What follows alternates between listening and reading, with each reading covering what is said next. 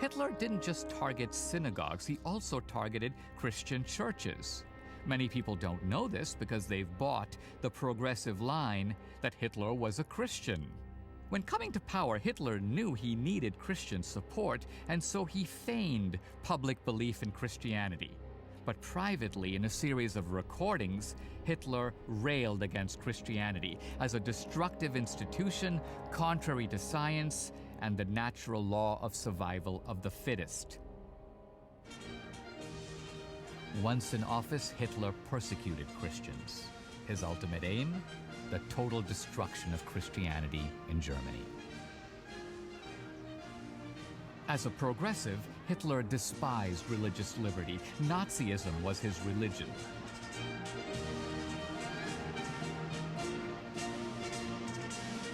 With Germany the high altar, and Hitler himself the new Messiah.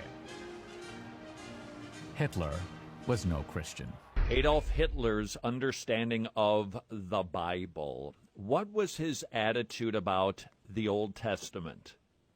Well, he thought the Old Testament was completely Jewish through and through, and so he had absolutely no esteem for the Old Testament. He thought it was a tale of, just to give an example, he talked at one point about how Abraham went down to Egypt and basically sold his wife to Pharaoh because he's wanting to do business in Egypt. And, so he had a very low view of the Old Testament as just being the story of these Jews and their covetousness and greed. And he thought it revealed their character in a lot of ways, which he thought was very negative, of course.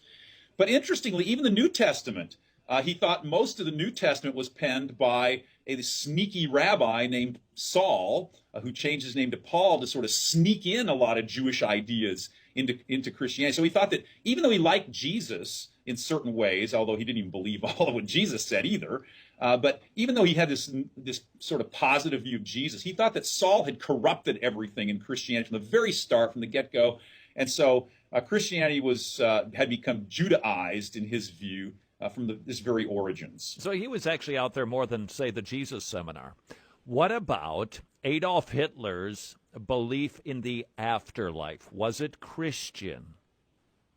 No, he did not believe in a personal afterlife, and he made this clear on a number of occasions. In fact, one time Goebbels in his diaries even made the comment that Goebbels thought that they did need to believe in a personal afterlife, but that Hitler did not. And there's a lot of other places too. Hitler talks at one point, I think this is in his second book, I could be wrong about that, it might be somewhere else, but he mentioned how that when we die, we return to the reservoir of nature, basically. So, he had this view that we sort of just go back to nature. We're not really, there's no personal afterlife after death, and certainly no punishment or reward in the afterlife in the sense that we would think about it. The only reward that would be in the so-called afterlife would be in the terms of passing on whatever we would have to our children and grandchildren and such like that. So that would be sort of the afterlife, too, that he would see. All right.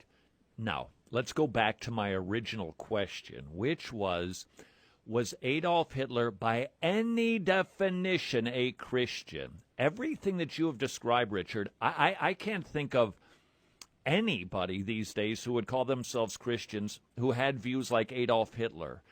Is there any way that we can sneak him under the umbrella of Christianity, considering what he believed about the Old New Testament, the cross, the resurrection, afterlife, the deity of Jesus? Well, yeah, he certainly didn't believe in. He didn't believe in the deity of Jesus. He didn't believe in the resurrection of Jesus. He didn't believe Jesus did any miracles. He didn't believe in most of the New Testament. He didn't believe in any of the Old Testament. So, I mean, by the most definitions of Christianity, no, he's not going to fit the definition of what would be a Christian.